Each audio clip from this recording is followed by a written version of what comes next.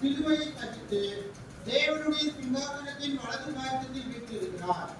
ஆகையால் நீங்கள் இளைப்புள்ளவர்களாய் உங்கள் ஆத்மாக்களில் சோர்ந்து போகாதபடிக்கு தமக்கு விரோதமாய் செய்யப்பட்ட நிச்சயமான விபரீதங்களை தவிர்த்த அவரையும் நினைத்துக் கொள்ளுங்கள். அவர் எந்த அவமானத்தையும் நினைக்காம சிலுவையை சிலுவையை பாதினால செய்யப்பட்டதான். அது நியாயமா பரிசுத்த எந்த தப்பு ஒண்ணே செஞ்சேன். ஆனா சிலுவை செஞ்சேன் விபரீதம். ஸோ அதே மாதிரி நம்மளும் சகிக்கணும். அவர் எப்படி செஞ்சாங்க அப்படி சகிச்சதுனால அவர் எவ்வளவு நாம மதிப்பை கொடுப்பாங்க. யோகான் 1:12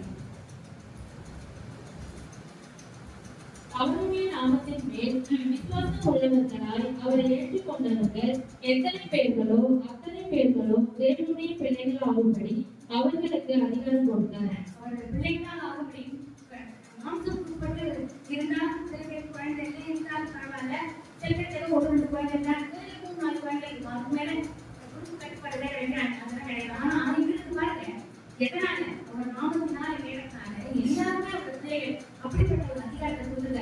அது எதனாலன்னா அந்த சிலுவை அவர் செஞ்சிருந்தாங்க. ரெண்டாவது ஏன் சகிச்சேன், முதல்ல சிலுவை அவர் செஞ்சேன். ஏன் சகிச்சேன் நமக்காக எல்லாருக்குமே தெரியும். அவர் ஒரு பரிசுத்தமான ஒரு, அதாவது நிறைய பழைய காலத்துல பார்த்தீங்கன்னா புறா இதெல்லாம் பலி கொடுப்பாங்க. ஆனா அதெல்லாம் அவ்வளவு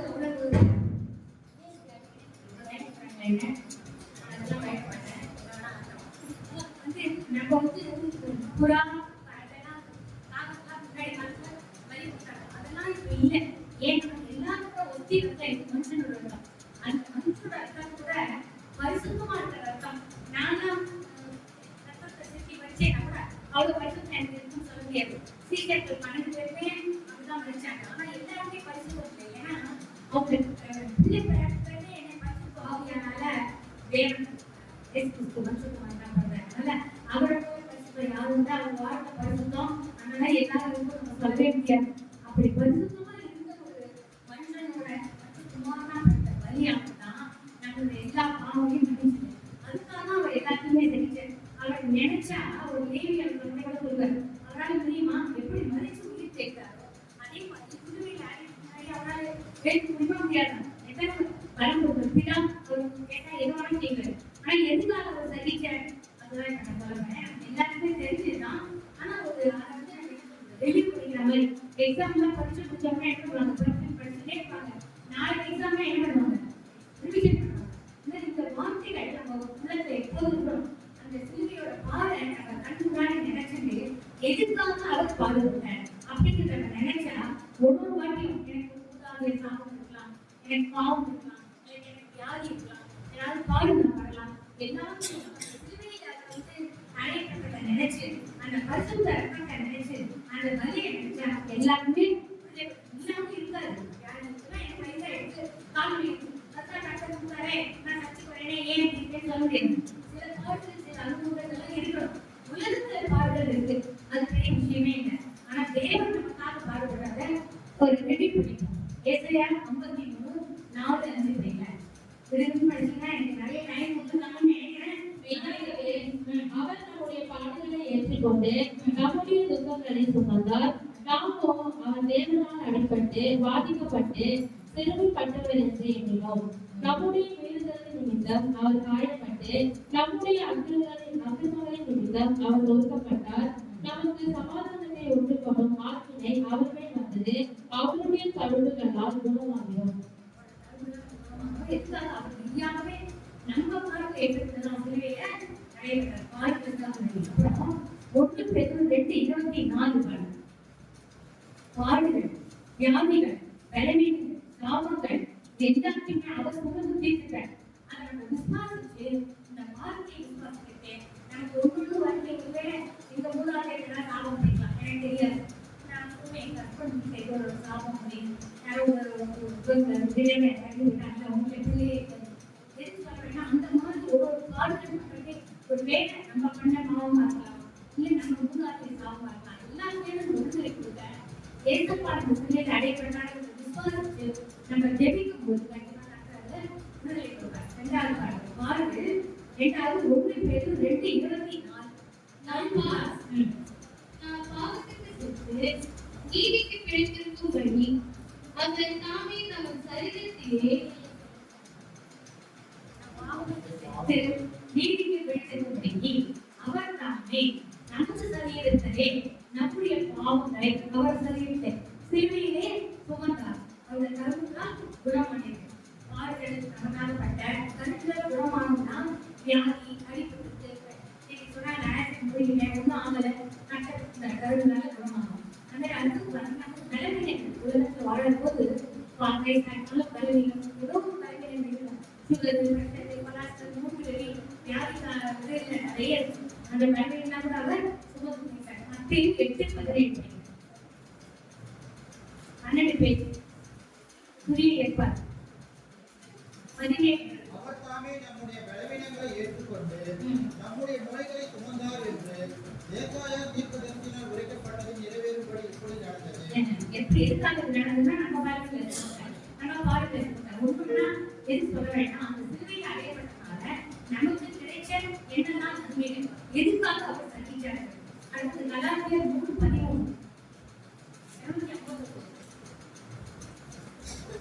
மனதிலே தூக்கப்பட்ட எவனும் சபிக்கப்பட்டவன் என்று எழுதியிருக்கிறபடி கிறிஸ்து நமக்காக சாபமாகி நியாயப்பிரமாணத்தின் சாபத்திற்கு நம்மை நீங்களாகி மீட்டுக் கொண்டார். கிறிஸ்து நமக்காக சாபமாகி நம்ம சாபமாக மீட்டுக் கொண்டார். அதனால இப்ப நம்ம எதுக்காக சந்திச்சாருன்னு பார்த்தோம்.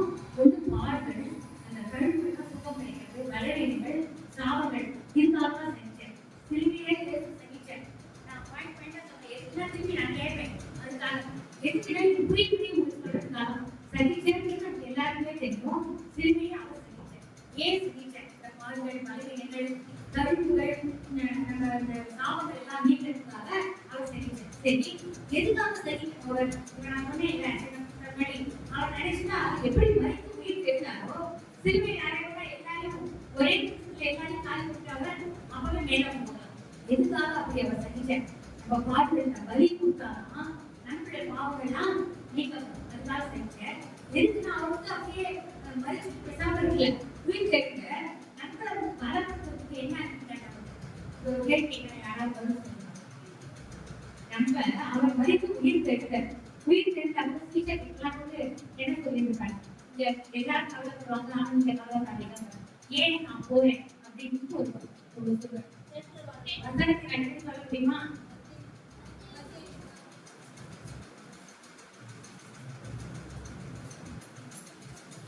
கேட்கிறவானே சொன்னாங்க. யோவான் 16:7 படிங்க.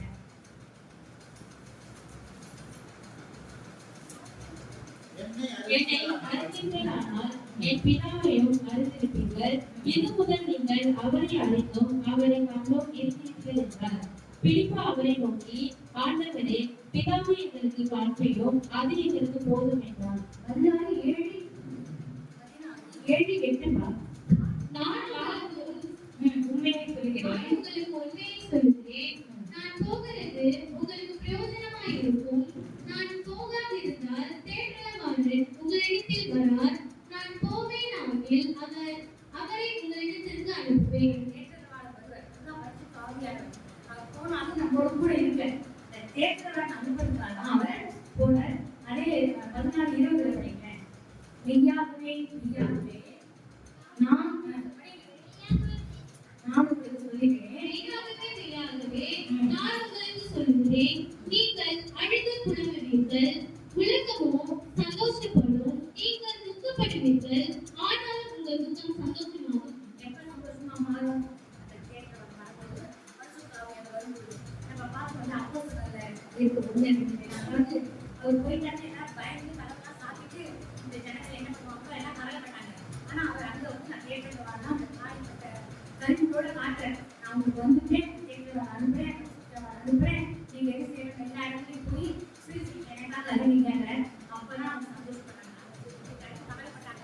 நம்மளை காப்பாற்றணும்னு நினைச்சவங்களுக்குனால் அவரோட பின்னாடி இருக்குமே என்ன பண்ணுறதுலாம் கவலைப்பட்டாங்க. ஆனா கர்த்தருக்கு சொன்னபடி உங்களுக்கு ரொம்ப சந்தோஷமாகும்னு சொல்லி தேற்றவாளன் அனுப்பி பரிசுத்தவாவியானவர் நம்ம ஒவ்வொரு நாளுக்கும் நம்மளிடம் ஒரு வசனம் அவங்க வேலை பின்னாடி 16:8 அவர் வந்து பாவத்தை குறித்தும் நீதியை குறித்தும் நியாயத்தை குறித்தும் உலகத்தை கண்டித்து உணர்த்துவார். இந்த மாதிரி நம்ம உணர்வுகள் அந்த தேற்றோட பரிசுத்த ஆவியானவர் நம்மளோட இருக்கிறது எப்படி நமக்கு தெரியும்னா, நிறைய பேர் பார்த்தீங்கன்னா அவிசுவாசிக்கும் விசுவாசிக்கும் ஒரு வித்தியாசம் என்ன விசுவாசிக்கு வந்து மனசாட்சி இருக்காது. நிறைய பேருக்கு இருக்கும் ஏன் சொல்லல, மனசாட்சி வந்து அவங்க ஊத்தப்பட மாட்டாங்க.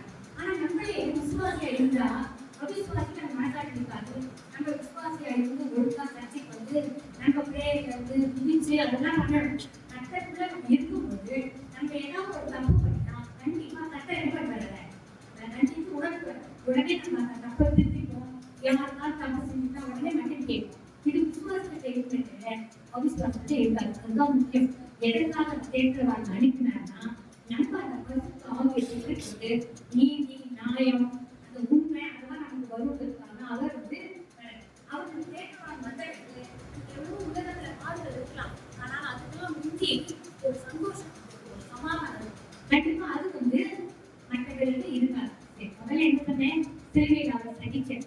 அப்புறம் ஏன் சகிச்சேன், எதற்காக சகிச்சேன், தேற்றவாளன் அனுப்பி நம்மள வேலைப்படுத்த.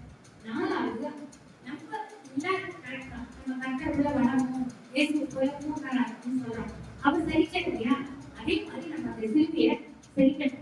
ஒரு இது சொல்றாங்க, நான் வந்து எரிசலேம் போயிருக்கும்போது சிலுவை வச்சிருக்காங்க. பெரிய பெரிய வந்து ஆனால் 150 கிலோ இல்லை. ஏன்னா ஏசப்பா ஏற்றுக்கொண்டது 150 கிலோ உள்ள சிலுவை. அது சுமார் அவ்வளவுதான் இருக்காது. 20 கிலோ 10 கிலோ 90 கிலோ இருக்கணும். அது வந்து எல்லாரும் வந்து தோட்டத்தில் வச்சுட்டு ஒரு போட்டோ எடுப்பாங்க. போட்டோ எல்லாம் நீங்க பாத்துக்கலாம். நான் கூட அதை வச்சு சும்மா போட்டோ எடுத்தேன். எது சொல்ல வேண்டாம். அதே மாதிரி நான் நிறைய பேர் வந்து சிலுவை டாலரை போட்டுப்பாங்க. அந்த எங்க பொண்ணு மேரேஜ் தாலி பதிலா வீட்டுல எல்லாம் தாலிக்கு எல்லாம் பண்ணுவாங்கல்ல, அவங்க நாய்க்குள்ள வேற ஏதோ தாலினாங்க. அதனால நாங்க என்ன பண்ணோம், சிலுவையில போட்டுல எது சொல்றேன், அது வந்து ஒரு மாதிரி எல்லாரும் ஃபாலோ பண்றாங்க, சடங்காச்சாரி மாதிரி வச்சுக்கோங்களேன். ஆனா அந்த சிலுவையை நான் போட்டுறதுனால இந்த சிலுவையை நான் சகிச்சேன்னு சொல்ல முடியாது. இந்த சிலுவை சகிக்கிறது வேற. நான் போட்டுறதுனால தப்பு நான் சொல்லல, அது இருக்கணும். ஆனா அது வந்து சிலுவை செய்கிற மாதிரி அர்த்தம் இல்லை. அதே மாதிரி இந்த உலகத்துல பாடல் இருக்கு. சாதாரணமா எல்லாருமே வேற இல்லை, இல்லை இப்போ பாடல் எடுத்து இல்லை, இல்லை வேற என்ன நிறைய காரியங்கள் நமக்கு உலகத்துல இருக்கிறது, நிறைய போராட்டங்கள் அதெல்லாம் இருக்கும். ஆனா அதெல்லாம் சகிக்கிறது அர்த்தம் இல்லை.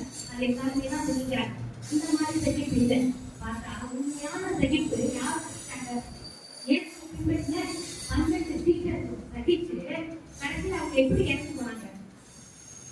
சிறுவையை நிறையா போகுங்க. 12 நிமிஷத்துல ஒவ்வொரு மாதிரி சோமா இங்க வந்தா அவரும் செலுத்துறாங்க. நிறைய பேர் ரத்தம் செஞ்சு தான் பண்ணாங்க. அந்த மாதிரி இப்ப நமக்கெல்லாம் இல்லை. அப்படிப்பட்ட ஒரு இது வந்து நம்மகிட்ட இல்லை. ஆனாலும் நம்மளுக்கும் நட்டத்துல வந்ததுனால சில சந்திப்பு நமக்கு சில பேர் முன்மாதிரியா இருக்காங்க. அந்த உபத்திரவங்கள் சிறுவையை பொறுத்துக்கிறதுனால சில உபத்திரவங்கள், சில பாடுகள், சில சோதனைகள், சில தீமைகள் இருக்கலாம். இதெல்லாம் நம்ம சகிக்கணும். ஏன்னா ஏசப்பா சகிச்சார், நமக்கு சகிச்சானா அவருக்குள்ள நம்ம கூடவா ஆக முடியும். சகிக்கிறதுக்கு நம்மளே சொல்லிட்டேன், உலகத்து காரியங்களுக்கு இல்லை, சிறுவிக்காக. இப்ப நான் வந்து கட்டளை ஏற்றுக்கொண்டேன்னா எங்க வீட்டுல முன்னாடி இந்து இருந்ததுனால எங்க மாமனார் எல்லாம் அது வந்து ஒரு பரிகாரம் பண்ணாங்க. கணவன் செத்து போறியா, இந்த லிக்விட் வந்து கணவன் ஓடி போறியா, புதுசா நீ வந்தா வீட்டுல வந்துட்டாரா. ஏன்னா எனக்கு வந்து எத்தனை வருஷம் பேசி வந்தேன், 21 வருஷம்.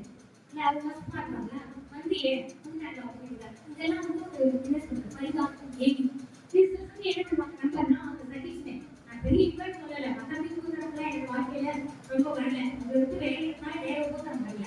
ஆனா அந்த பரிகாரம் பண்ணது நம்ம என்ன பண்ணுவாங்க, சட்டத்துல வந்து வந்தாரு உண்மை நடந்தாரு வந்து வந்துதான் ஏதோ பணம் கொடுத்தாங்க, இப்படிலாம் பேசுவாங்க. இந்த பாவங்கள், தீமைகள், தூக்கங்கள் அதெல்லாம் நம்ம சகிச்சுதான். அதே மாதிரி ஒரு தேவையான பாடுகள் இருக்கும். உடனே மேலே வந்து ஊழிய பண்றதுலாம் பண்ணுறது எல்லாரும் பண்ண மாட்டாங்க. அப்போ ஒரு ஊழிய பாதையில பண்றது எனக்கு தெரியும். எங்க பழைய காலத்துல ரொம்ப அந்த பிள்ளைகள்லாம் மற்ற பேர் மாதிரி இங்கிலீஷ் நானும் ஸ்கூல்ல படிக்கல, இங்கிலீஷ் ஸ்கூல்ல படிக்கல, ரொம்ப வருத்தப்படுவாங்க. அப்பா எல்லாம் அப்படி படிக்க வைக்கல. ஆனா எனக்கு ஊழிய செய்யறாங்க. அதே மாதிரி பார்த்தா நம்ம வாழ்க்கையோட பிள்ளைகள்லாம் வந்து ரொம்ப அவரால் படிக்க வைக்க முடியாது. அதெல்லாம் உலகத்துக்கு பாருங்க பரவாயில்ல. ஆனா அது சரிக்கிறது இல்லையா, அதனால நான் படித்து வேலைக்கே போறேன் அப்படி. அதுதான் சகிப்புத்தன்மை. சகிப்புத்தன்மை உலகத்துக்கு பாடுகளும் ஊழியர்களோ சிறுவை செய்வதோ வேற. அந்த உபத்திரங்கள், பாடு, துன்பங்கள், பரிகாரம் எதுவான இருக்கிறது அதெல்லாம் நம்ம சகிப்போம். அதுதான் சகிப்புத்தன்மை. அதுக்கு ஒரு 4 வருஷம் சொல்றாங்க.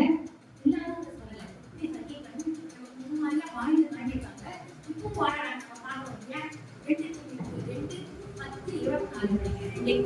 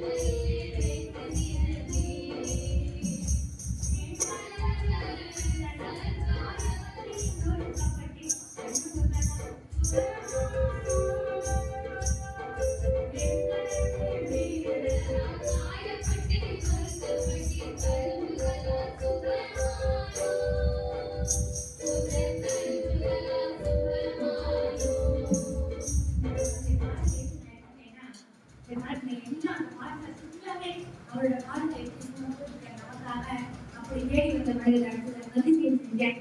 ஆனா நமக்காக செஞ்சது இந்த பாட்டு அவ்வளவு நல்லா எழுதேன். முழுக்க பாடம் நினைச்சேன். இந்த வசனம் சொன்னதான் முழுக்க அப்புறம் எப்படி சகிப்புன்னு எடுத்தேன் 4வது பாயிண்ட். அது 2:10 இவன் காரணம். ஆகையால் தெரிந்து கொள்ளப்பட்டவர்கள் கிறிஸ்து இயேசுவினால் உண்டான ரட்சிப்பை நித்திய மகிமையோடு பெற்றுக்கொள்ளும்படி சகலத்தையும் அவர்கள் நிமித்தமாக சந்திக்கிறேன். பவுல் சொல்றாரு, நான் எல்லாத்தையும் சந்திக்கிறேன்னு. 24வது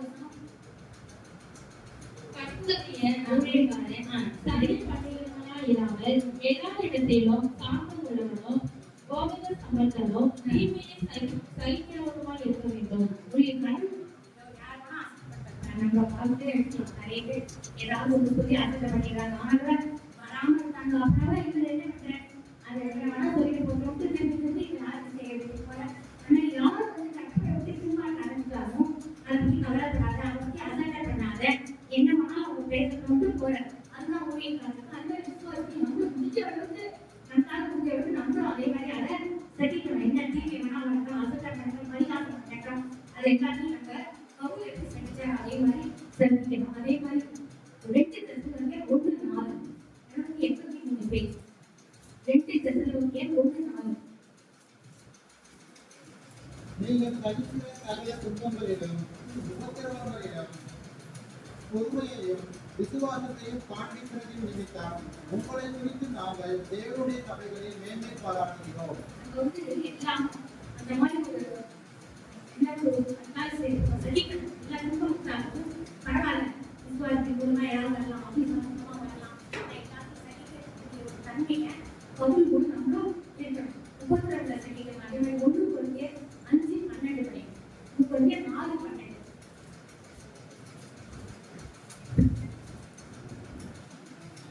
எங்கள் கைகளினாலே வேலை செய்து பாடுபடுகிறோம், வழியப்பட்டு ஆசீர்வதிக்கிறோம், துன்பப்பட்டு சகிக்கிறோம். நம்ம வந்து பவுல் கூடான வேலையை செஞ்சாரு. நீங்க பண்டிகை பண்ணீங்கன்னா அப்பா வாசம் பண்றாரு, நிறைய கஷ்டப்படுறாங்க, தேவையை சந்திக்க. நீங்க விசுவாசம் ஒரே கம்மியா இருக்காங்க. அவரும் வேலைக்கு போகாம இந்த மாதிரி ஊழியர் செஞ்சா முதல் கொஞ்ச நாளைக்கு எப்பவுமே ஊழியர் பலப்பட்ட வரைக்கும் அவரே கூடான வேலையை செஞ்சிருக்காரு. கொஞ்ச நாளைக்கு அதுக்கப்புறம் விட்டுருக்காரு. ஊழியர்களை பலப்பட்டு ஊழியர்கள் நிறைய இடத்துல போக ஆரம்பிச்சோன்னா அது செய்யும். இல்லை கஷ்டத்துக்கு அந்த மாதிரி ஆசீர்வாதப்படுவார். ஆனா எனக்கு ஒரு வேலை 6 நாளைகள்ல சூசிட்டு ஊழியர்கள் மற்றவங்க பார்த்தா கேட்கக்கூடாது. அவருக்கு என்ன கஷ்டம் சொல்லியிருக்காரோ அதுதான். அதனால கல்யாணம் முடிச்சு ஓய்வு வச்சுட்டு நான் ஊழியம் பண்ணேன். எனக்கு தெரிஞ்சு ஒரு மார்க்கு ஓய்வு வந்து அப்புறம் நான் சொன்னேன், நீங்க அப்படி விடக்கூடாது, கஷ்டப்படாமல் எடுத்து ஊழியக்காரன் விட்டுட்டு நம்ம போயிட்டேன். 2 குழந்தை எப்படி புரியல. 2 பேரும் பண்ணல. ஆனா அதே மாதிரி நம்ம வாழ்க்கையில பார்த்து 2 குழந்தைகள் ஊழியர்கள் செய்யணும். வேற எந்த வேலைக்கும் அவன் கஷ்டம் பார்த்துக்காங்க. அந்த மாதிரி சில நேரத்தில் சில உரிமை இருக்கும், சில பாடல்கள் இருக்கலாம், உபத்திரங்கள் இருக்கலாம். இதெல்லாம் தான் கட்டத்தில் சகிக்கிறது. புரியுதா? அவிசுவாசத்துக்கு வேலைக்கு ஆகணும், இல்லை சாதாரணமா எந்த ஊழியம் பண்ணாத உலகத்து காரியங்கள் இருக்கிற போது வேலை இல்லாமல் இருக்கலாம். அதெல்லாம் வந்து உலகத்து காரியங்கள் சகிக்கிறது. அது எல்லாருக்குமே மதத்தை காட்டுறாங்க.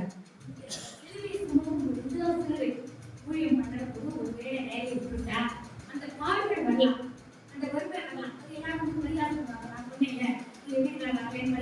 என்னோட பரிகாசம் வேற, என்னோட வேலை பார்க்கறதுனால வறுமை இல்லை. ஆனா மற்றபடி ஊழியர்கள் வரலன்னு எல்லாரும் பரிகாசம் பண்ணாங்க. எதுக்கு சொல்றேன்னா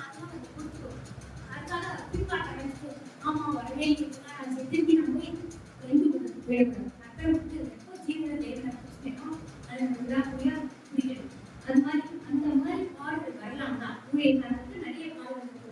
ஆனா அதெல்லாம் நம்ம சகிக்கணும். உபதிரவம் அது மாதிரி ஒன்று இருக்கிற 3 படிக்கிறேன் 280 பேஜ். இப்படிப்பட்ட உபதிரவங்களை தடுக்க நாம் நியமிக்கப்பட்டிருக்கிறோம் என்று நீங்கள் அறிந்திருக்கிறீர்கள். நம்ம வந்து அந்த பாடத்தெல்லாம் அனுபவிக்கிறதால சட்டமன்ற தெரிஞ்சு கொண்டேன். ஆனா அந்த உபதிரவம்லாம் நமக்கு இருக்கும், உபதிரவம் வரும். அதுக்காக அந்த மாதிரி அதை போய் நம்ம பின்மாற்றம் அடையக்கூடாது. அதே மாதிரி யாக்கோபு 1:12 12 பேஜ் நினைக்கிறேன். யாக்கோபு 1:12 சோதனையை சகிக்கிற மனுஷன் வாழ்வான். அவன் புத்தகன் என்று விளங்கின பின்பு கர்த்தர் தம்மிடத்தில் அன்பு கூறுகிறவர்களுக்கு வாக்குத்தத்தம் பண்ணின ஜீவபீடத்தை பெறுவான். கண்டிப்பா அது வருவார். நம்ம வந்து உடனே ஒரு சொன்ன வீட்டுல ஊழிக்கு வந்தோம், உடனே பிள்ளைகளுக்கு சாப்பாடு இல்லை, வருங்க நல்லா கஷ்டப்பட்டோம், ஊழிக்கு வந்தோம், முன்னாடி திருப்பி போய் உலகத்துக்கு வேலை செய்வார். எப்போ ஒப்புக்கு வந்துட்டோமோ சூசைக்கு வேலை. இப்போ பப்பு சொன்ன ஆரம்பத்தில் கூட விடலை. ஊழியத்தில் வந்து மரமா வந்த உடனே அந்த அந்த வேலையை விட்டு ஊழியத்தை முழுக்க வந்துட்டேன். நிறைய பேர் கர்த்தர் என்னத்தை வெளிப்படுத்துறா அதுதான். அதுதான் ஊழியத்துக்கு யாருமே கர்த்தரா கூட்டாளி ஊழியத்துக்கு வரக்கூடாது. ரெண்டாவது ஊழியம் செஞ்சு அதுதான் இருக்கும். கர்த்தர் பேசினாருன்னா அது அழைக்கப்பட்டாலும் அதுக்காக வெளிப்படுது. ஆனா அப்படி வந்துட்டோம்னா சும்மா பசங்க கஷ்டப்படுறாங்க, அவங்களுக்கு சாப்பாடு கொஞ்ச நாள் நம்ம சகிச்சுட்டு அந்த காலத்துல சைக்கிள் கர்த்தர் கண்டிப்பா சோதிக்க வரல. நம்ம எவ்வளவு சோதிக்க முடியும், ஆடுகளை எவ்வளவு தூரம் அனுபவிக்கணும், அதுக்கெல்லாம் சகிக்கிற அளவுக்கு தான் சோதனை கற்று அது மேல வரமாட்டேன். அதனால நம்ம வந்து அதை சகிக்கணும். அதே மாதிரி பாடுகள் உண்டு எடுத்து பற்றிய ஒன்றும்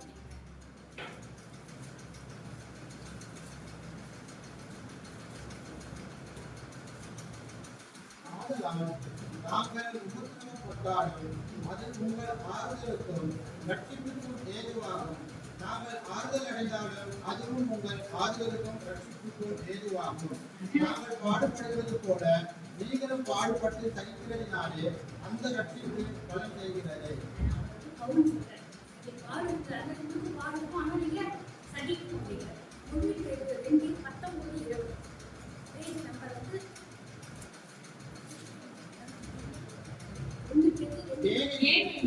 தேவன் மேல் பற்றுதலாயிருக்கிற மனசாட்சி நிமித்தம் ஒருவன் அநியாயமாய் பாடுபட்டு உபத்திரவங்களை பொறுமையாய் சகித்தால் அதுவே விருத்தியாய் இருக்கும். நீங்கள் குற்றம் செய்து அடிக்கப்படும் போது பொறுமையோடு சகித்தால் அதனால் எந்த கீர்த்தி உண்டு? நீங்கள் நன்மை செய்து பாடுபடும் போது பொறுமையோடு சகித்தால் அதுவே தேவனுக்கு முன்பாக விருத்தியாய் இருக்கும். தப்பு செஞ்சுட்டோம், அதனால தண்டனைனா அது நம்ம சகிக்கவே சொல்ல முடியாது. தப்பே செய்யாத நன்மை செஞ்சாங்க, அவங்க பரிகாரம் பண்ணியோ இல்லை ஏதாவது சொன்னா அதை நம்ம செஞ்சோம். அதுதான் அவன் சொல்றேன். குற்றத்தையும் அடிக்கிற போது பொறுமையோடு பண்ணினா அது பெரிய கீர்த்தி கிடையாது. ஆனா நீங்க நன்மை செய்து பாடுபடும் போது பொறுமையோடு சகித்தா அதுவே தேவைக்காக திருப்பியாது. அதனால நம்ம இந்த பாடுகள்லாம் எப்படிலாம் சகிக்கணுங்கிறது சொன்னேன். பாடுகள், உபத்திரவங்கள், தீமைகள், சோதனைகள் இதெல்லாம் நம்ம சகிக்கணும். ஏன்னா கர்த்தரை நம்பி நம்ம வந்திருக்கோம். இயேசு கிறிஸ்து போல கடைசி நாளில் பூரணராக முயற்சி பண்ணி கேட்போம்.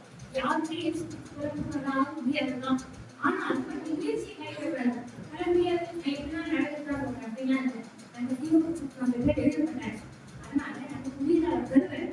ஆனா அந்த பிற்பாடு அடையணும். அது ரொம்ப ஜாக்கிரதையா ஒவ்வொருத்தரெல்லாம் நம்ம சகிச்சுக்கணும். வெங்காயம் பரவாயில்ல, கர்த்தருக்காக நம்ம ஏற்றுக்கணும், சகிப்பு தந்திருக்கணும். ஆனா எல்லாமே சகிக்கணும்னு சொல்லியிருக்கேன். ஆனா ஒன்று சகிக்க கூடாதுன்னு எது சகிக்க கூடாது பாப்போம். இல்லை முதல்ல என்ன சொல்றேன், ஏன் சகிக்கணும்? கர்த்தர் வந்து ஏன் சகிச்சாங்க? நமக்காக ஆளுங்க நம்ம ஏன் சகிக்கணும்? நான் அவரை சகிச்சேன், அவர் வேணும் சொன்னாங்க. நம்ம ஏன் சகிக்கணும் அப்படிங்கிறது ஒன்று இருக்கு. எதிரேகள் 12:7 நீங்கள் சித்தையை கைகூடாக இருந்தால் தேவன் உங்களை புத்திரனாக எண்ணி நடத்துகிறார். புத்தகமாக என்னன்னா நம்ம அந்த சகிக்கத்தன்மையை நமக்கு வரும். சொல்லுங்க 12:7 நீங்கள் சித்தையை கைகூடாக இருந்தால் தேவன் உங்களை புத்திரராக எண்ணி நடத்துகிறார். தகவல் நேசிக்கிறவன் உண்டோ? 4வது படிங்க. பாவத்திற்கு விரோதமாய் போராடுகிறதில் ரத்தம் சிந்தப்படத்தக்கதாக நீங்களும் இன்னும் எதிர்த்து நிற்கவில்லை. அந்த மாதிரிலாம் நமக்கு பெரிய இது வரல. இப்ப நிறைய நாளிகள் பார்த்தீங்கன்னா நிறைய சிறுமினால டீச்சர்களும் ரத்த செஞ்சு பண்ணாங்க. அந்த நம்ம நிறைய இடத்துல பார்ப்போம். படிப்புல கிருஷ்ணா ஆயிடும் அந்த மாதிரி தமிழ்நாட்டுல வரல. நிறைய பேர் கொண்டுருக்காங்க. அந்த மாதிரிலாம் பொண்ணு சிறுமி நிறைய ஊழியர்கள் வந்துடுறாங்க. உங்களுக்கு வெளியே நீ சொன்ன பின்னாடி கையெல்லாம் கட்டி ஏசு பின்மாற்றணும். ஏசு வருதலி அவங்க நட்டுருவேன். அவங்க அப்பா அம்மா கட்டி போட்டு பொண்ணை கொடுப்பேன். இந்த மாதிரியான பொருட்கள் இங்க வரல. ரத்த செஞ்சு அதுக்கெல்லாம் அந்த மாதிரிலாம் இங்க தமிழ்நாட்டுல நடக்கல. இந்தியாவில கொஞ்சம் நடக்கிறது இல்லைங்க. ஆனா அதெல்லாம் அப்படி ரொம்ப நடக்கும்னு சொல்ல முடியாது. ஆனா அதே சீசனுக்குலாம் வந்தது. அதே 5வது படிங்க. அன்னைக்கும் என் மகனே அன்றியும் என் மகனே, கர்த்தருடைய தந்தையை அற்பமாக எண்ணாதே, அவரால் கடிந்து கொள்ளப்படும்போது சோர்ந்து போகாதே. 6வது 7வது படி. கர்த்தர் என்னிடத்தில் அன்பு கூறுகிறாரோ அவனை அவர் சித்தித்து நாம் சேர்த்து கொள்ளுகிற எந்த மனமையும் தண்டிக்கிறார் என்று பிள்ளைகளுக்கு சொல்லுகிறது போல உங்களுக்கு சொல்லியிருக்கிற புத்திமதியை மறந்தீர்கள். 7வது படி. நீங்கள் சித்தியை சகிக்கிறதா இருக்கணும். சகிச்சாலும் இப்ப நம்ம பிள்ளையெல்லாம் நம்ம நம்ம பிள்ளையெல்லாம் நம்ம தப்பு பண்ணா அடிப்போம் கண்டிப்போம். வேற பிள்ளைகளை கண்டிப்போம் மாட்டோம். தகப்பன் தன் பிள்ளைக்கு செஞ்சது போலதான் இயேசுவோட பிள்ளைய நம்ம இருக்கிறதுனால ஒரே தப்ப ஒரு விசுவாசி செஞ்சு அவிசுவாசி செஞ்சா அவிசுவாசி தண்டனையே கிடைக்காம இருக்கலாம். அதை பார்த்து விசுவாசிகள் ஐயோ அவருதான் தப்பு பண்ணேன், அவருக்கு என்ன தண்டனை கிடைக்கலையே, நான் தப்பு ஏற்று கொண்டிருக்கேன், எனக்கு இந்த தண்டனை கிடைக்கிறதுனா இந்த தண்டனைக்குரிய நான் என்ன தப்பு பண்ணீங்களோ அதுக்குரிய தண்டனையை எனக்கு இன்னைக்கு சிதானா இருக்கும். ரொம்ப கொடுக்க மாட்டார். யோக கொடுத்தாங்க திரும்ப அவர் சேர்த்துக்குவார். அந்த மாதிரி நம்ம வந்து நாளைக்கு அந்த நீதி தீர்வு சகிக்கணும் இப்ப பண்ணேன். சகிக்க கூடாது உங்களுக்கு. என் ஜனத்தின் மேல் வரும் பொல்லாப்பை நான் எப்படி பார்க்கக்கூடும், என் குலத்திற்கு வரும் அழிவை நான் எப்படி சகிக்கக்கூடும். ராஜாக்கு அப்ப என்ன பண்றாங்க, செத்தாலும் பரவாயில்ல கல்யாணம் தெரியும் செங்கோலை நீட்டி நான் ராஜாட்ட போய் கேட்டேன். அந்த யூசுஃபோட இன்னும் காப்பாற்றப்பட்ட அவளால்.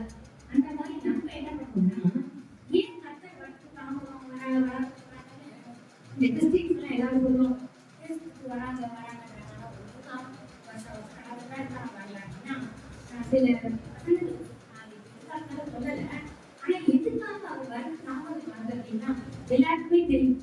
எல்லாம் அவர் வந்து நியாயம் செய்யற தேவன், நீதி உள்ள தேவன். நான் தான் உண்மையான தேவன், நானே வழியும் சக்தியும் ஜீவனுமா இருக்கேன், என்னால ஒன்றும் இல்லாத பிதாவுக்கு வர முடியாதுங்கிறத எல்லாருக்கும் தெரிவிக்கணும். தெரிஞ்சா நான் எனக்கு தெரியவே இல்லை. ஒரு உதாரணம் கேட்டேன். ஒரு ஃப்ரெண்டு ரொம்ப 2 பேர் ஃப்ரெண்டா இருந்தாங்க. அவன் வந்து இந்து பிராமினா, இவன் கிறிஸ்டின் வேலை பார்க்கறான். ரொம்ப நல்லா நல்லவங்க எல்லாமே நல்லவங்க எல்லாம் இருக்கான். 2 பேர் ரொம்ப ஒன்றா சாப்பிடுவாங்க, டீ சாப்பிடுவாங்க, டிஃபன் சாப்பிடுவாங்க, வீட்டுக்கு போவாங்க, ஒன்றா இருந்தான்.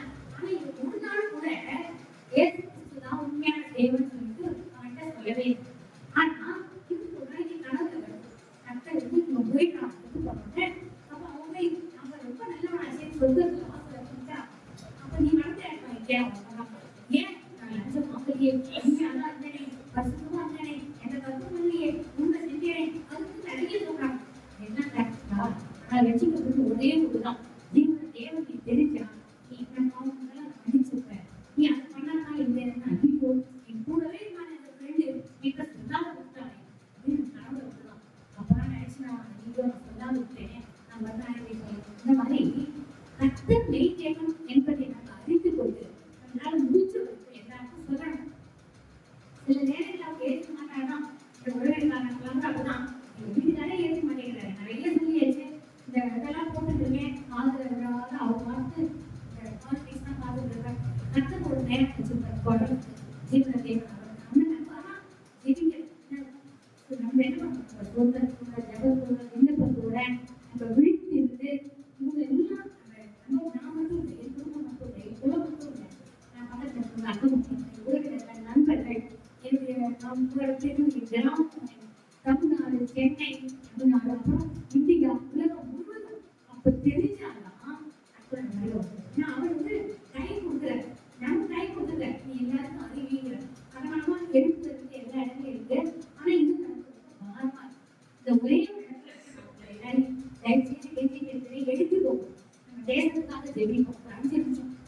நான் உங்கள்கிட்ட ஒரு 2 நாள் எல்லாரும் கேள்விப்பட்டிருப்பீங்க. ஜம்மு காஷ்மீர்ல 26 பேர் ஒரு காரணமே இல்லை. அவங்க இந்து சொன்னாங்களாம்.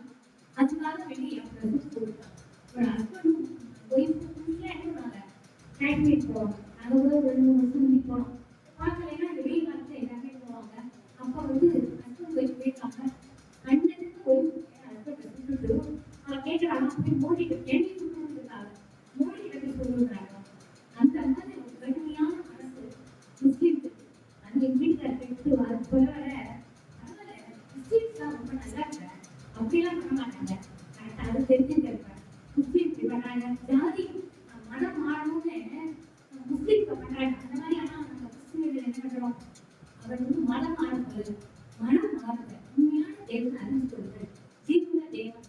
தேவையில்லாத மதங்களை கட்டு ஜாதி யோசிச்சு பார்த்தீங்கன்னா, நானே முன்னாடியே காசுதான். ஆனா அதெல்லாம் யோசிச்சு பார்த்துட்டு அதெல்லாம் பேசுறது அப்படின்னு தோணுது. முன்னாடியே சொன்னேன், இந்த நோக்கி போட்டியில பார்த்தீங்கன்னா ஒரு சிலை வச்சிருக்காங்க. ஒரு நாள் நினைச்சு பார்த்தா அந்த கோயிலே ஒரு மனுஷன் தான். மனுஷன் கோயிலுக்கு அதை வணங்கி அதுக்கு தீபம் போட்டு கற்பூரம் கட்டி எல்லாம் பண்றாங்க.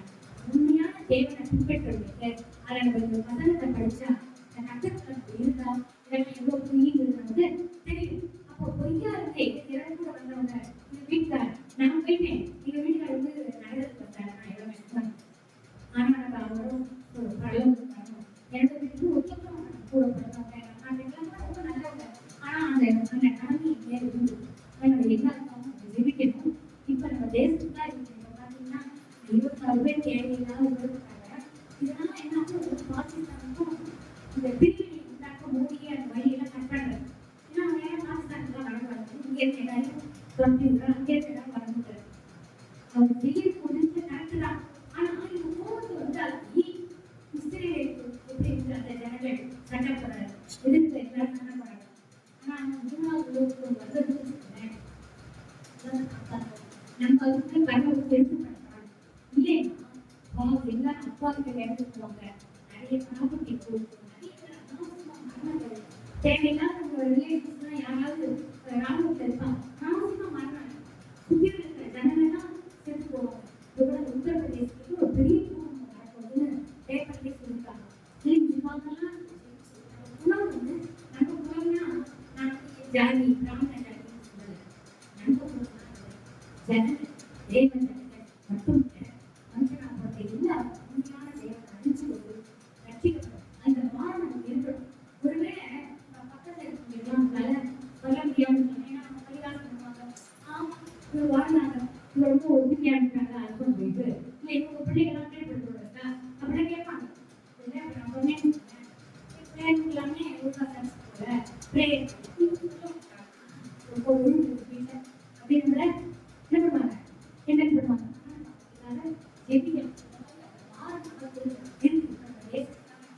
ரொம்ப செடிக்கிறதுனா நிறைய இடத்துல நிலச்சேர்வு படிச்சு இதெல்லாம் வந்து மத்திய 24 படிச்சு பார்த்தேன். எல்லாம் நடக்கும்னா கட்ட சொல்லியிருக்கேன்.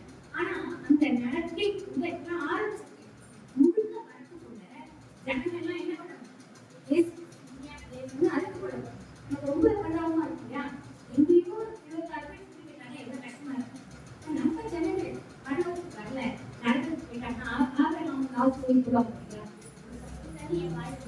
எப்படி எல்லாரும் போய் சொல்ல சொன்னா அடுத்து வச்சுப்பா உண்மை சொல்ல சேர்ப்பாங்க. அந்த மாதிரி நான் போயிட்டேன். நாங்கள் கடவுள் எனக்கு தெரியும். நான் கடவுள் போய் வீட்டுக்காருக்கு என் கூட பிறந்ததுலாம் நான் சொல்லலையே, எங்க சபையில இருக்க நிறைய பேர் வரலையே, அவங்களுக்குலாம் நான் சொல்லலையே நான் சொன்னா இங்க என்னோட காரியம் ஏற்பட இங்கேயே நான் தெரிஞ்சவங்க அங்க போய் ஜெபி சுத்தி என்ன பண்ணேன். ஆனா அங்க போய் இங்கே இருக்கிறதால ஜெபிக்காரு. இங்கே நிறைய பேர் அனுப்பியாச்சு. அவர்கள் மூலமா கேட்காதவங்க இங்கே எப்படி சொல்லி யாருமே நம்மளோட பாரம் இங்கே இருக்கணும். இதுக்காக இருக்குது ஒரு 5 minutes நம்ம ஜெபி புரியுதா?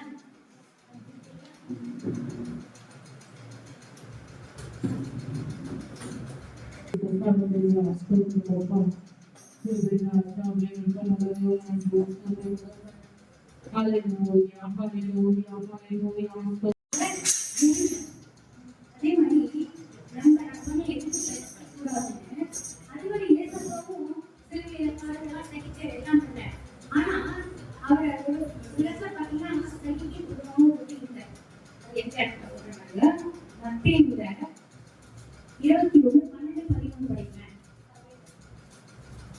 இயேசு தேவாலயத்தில் பிரவேசித்து ஆலயத்திலே இருக்கிறவர்கள் கொள்ளுகிறவர்களாகிய யாவரையும் வெளியே வந்து காசுகாரனுடைய பலகைகளையும் புறாவிற்கிறவர்களை ஆசனங்களையும் அகழ்ந்து என்னுடைய வீடு ஜெப வீடு என்னப்படும் என்று எழுதியிருக்கிறது. நீங்களோ அதை கள்ள புகையாக்கினீர்கள் என்றார். அந்த ஆலயத்தை பாழ் பண்ண இந்த மாதிரி இந்த ஆலயம் பக்கத்துல இருக்கிற முதல்ல பாழாக்கக்கூடாது. இன்னொரு ஒரு பாருங்க, அவர் வந்து நீ வந்து எனக்கு ஒரு வரி ஒரு ரசம் ஒரு காய்ச்சி இதெல்லாம் பண்ணணும்தான். ஆனா அதுக்கு கட்டோட வார்த்தைக்கு நம்ம சரி அது ரொம்ப ரொம்ப முக்கியம். ஏசை கட்டது சகிக்க மாட்டாரு. அந்த வார்த்தையை நீ கேட்கலைன்னா அவர் சகிக்க மாட்டார். ரொம்ப சகிச்சிருக்க திரும்பி ஏசையா 1:13-14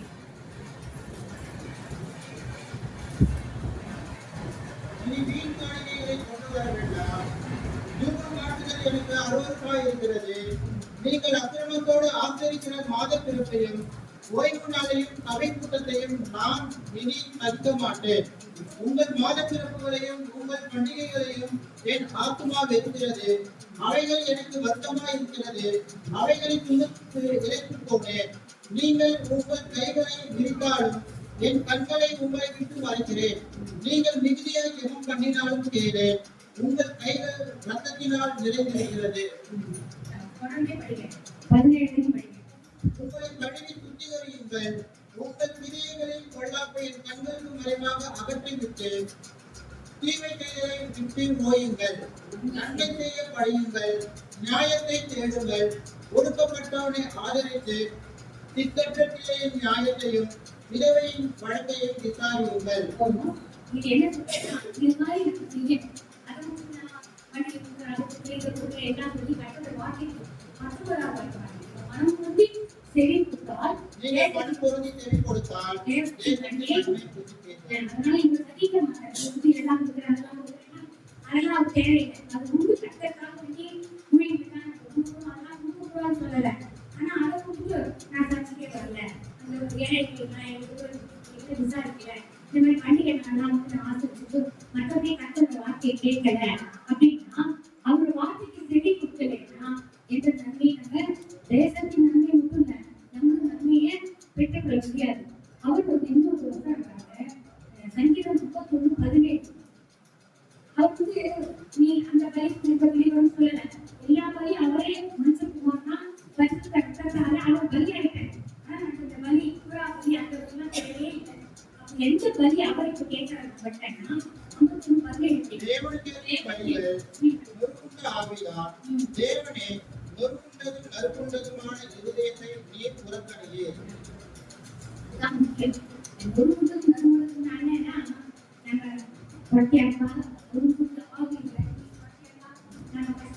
தேசத்துக்காக மனப்பூர்வமா நம்ம அதை சகிச்சு பண்றோம். அதுதான் அந்த மாதிரி விரும்புற சோதர பலிய விரும்புற மத்திய 9:13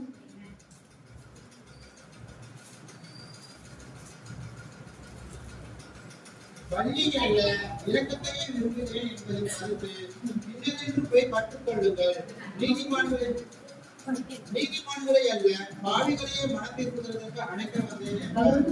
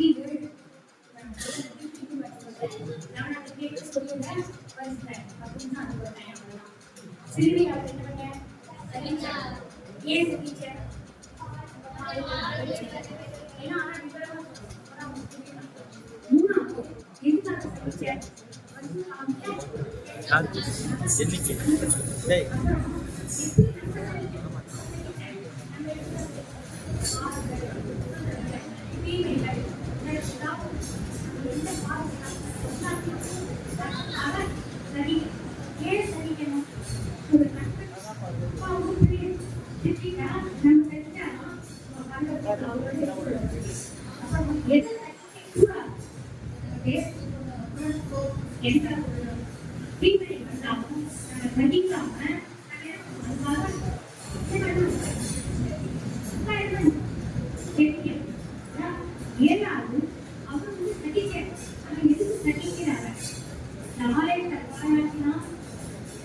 பிள்ளைகள அதே மாதிரி தேவையில்லாத அவங்க வார்த்தைகளை கேட்காத நீ பண்ணி கொடுக்குறேன் காணி கொடுக்குறேன்னா அதெல்லாம் அவருக்கு தேவை. அவருடைய வார்த்தைக்கு செவி கொடுத்து அவர் என்ன சொல்றாரோ அவர் படி அப்ப அதுதான்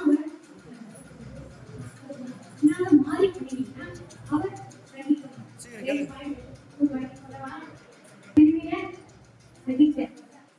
ஏன் சகிச்ச நம்ம பழகின நம்ம பாடுவேன் நம்முடைய உதவிகளை நம்ம உதவிகள்லாம்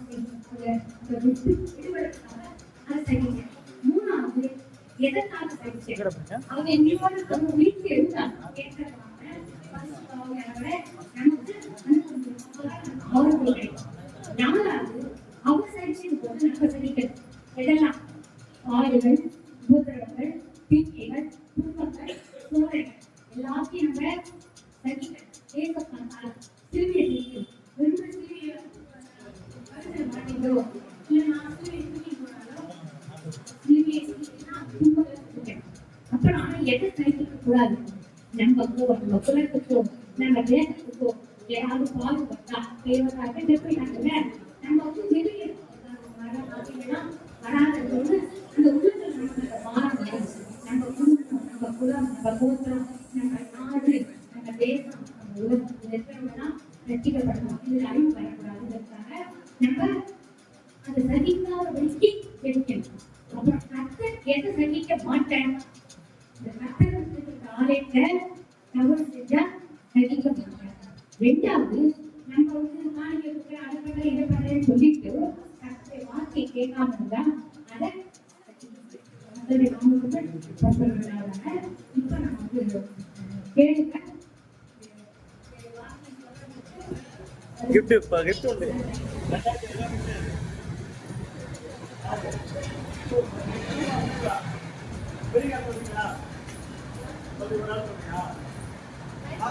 ஆண்டி பார்க்காம சொல்ல போறீங்களா கொடுக்குறது ஆண்டி நான் சொல்லிட்டேன் நீ ஸ்ட்ரிக்டா இருக்கணும். பார்க்காம சொல்லணும் கரெக்டாக சொல்லணும். ஏன்னா வந்து கொஞ்சம் நம்முடைய பாவங்களுக்காக மன்னிக்க சகித்தார். தேர்ட் வந்து எதற்காக சகித்தார் தேசவாளை நம்மிடத்திற்கு அனுப்பத்துக்காக சகித்தார். ஃபோர்த்து வந்து நாமளும் சகிக்கணும். தீமையை அதெல்லாம் சகிக்கணும்.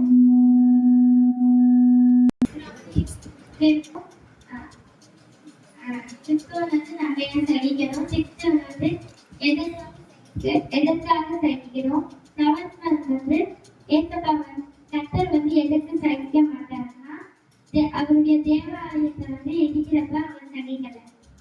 சிறுவர்கள் சகித்தார். ஏன் சகித்தாங்கன்னா நம்முடைய பாடுகள் கருவினங்கள் உபத்திரவங்கள் சாமங்கள்லாம் மாற்றத்துக்காக சகித்தார். எதற்காக சகித்தார்னா அவர் வீட்டிலிருந்து தேசவாளர் அனுப்புவதற்காக சகித்தார். எப்படி சகித்தார்னா நம்முடைய தேவைகள் பாடுகள் சாமங்கள்லாம் மாற்றுவதற்காக சகித்தார். தகவல் கல்வியை சிரிச்சிட்டது போல சிரிச்சையை சகித்தாரு. நாம் எதற்கு சகிக்க கூடாதுன்னா நம்முடைய குல தேசம் வந்து அழிவை காணக்கூடாதபடி நம்ம சகிக்க கூடாது. தேவன் வந்து எதை சகிக்க மாட்டார்னா ஆலயத்திலையும் காணிக்கை பலிகளையும் தேவன் வந்து சகிக்க மாட்டார்.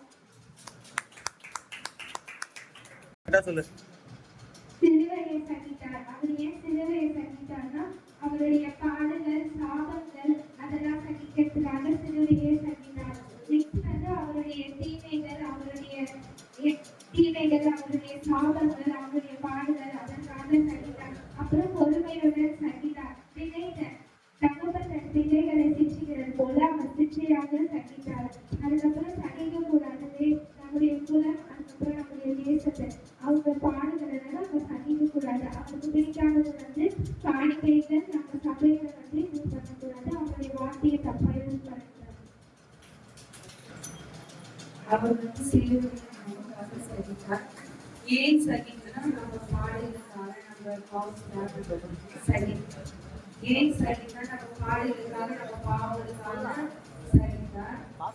எதற்காக சகித்தனா நமக்கு தேசவாளனை அவர் அனுப்பிச்சார். நம்ம பாவங்களெல்லாம் மன்னித்திருக்காங்க.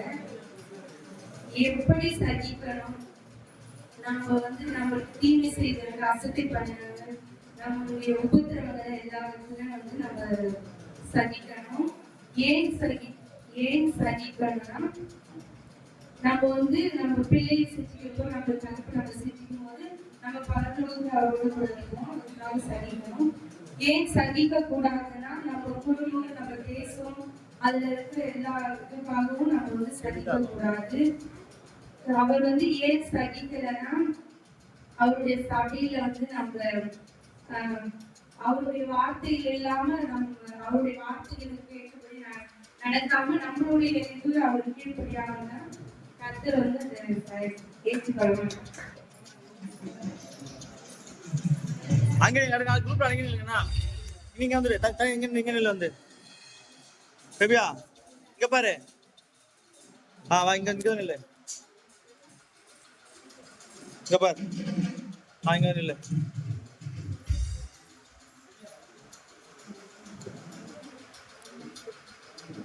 நாளைக்கு ஒண்ணு ஒன்னா புக்கு காட்டுங்க. Okay bye.